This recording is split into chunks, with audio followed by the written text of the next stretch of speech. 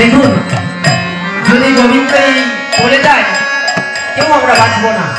আর যদি আমরা চলে যাই আমাদের কি গোবিন্দ সৃষ্টি করতে পারে। তাই সুবল বলছে এনে দেবো এনে দেবো এনে দেবো,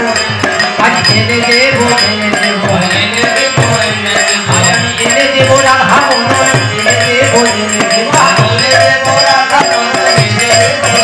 আজ আমি এনে দেবো রাধা মোহন এনে দেবো এনে দেবো, এনে দেবো রাধা মোহন এনে দেবো এনে দেবো, আইতে যাইতে সুবল চলি আছে যা, আইতে যাইতে সুবল চলি আছে যা, আজ ছুটিতে ছুটিতে সুবল চলি আছে যা, ছুটিতে ছুটিতে সুবল চলি আছে যা,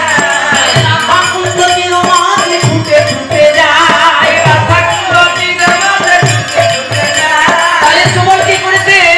রাধা কুণ্ড তীর হতে জটিলার মন্দিরে ছুটতে ছুটতে চলে যাচ্ছেন আর বলছেন হে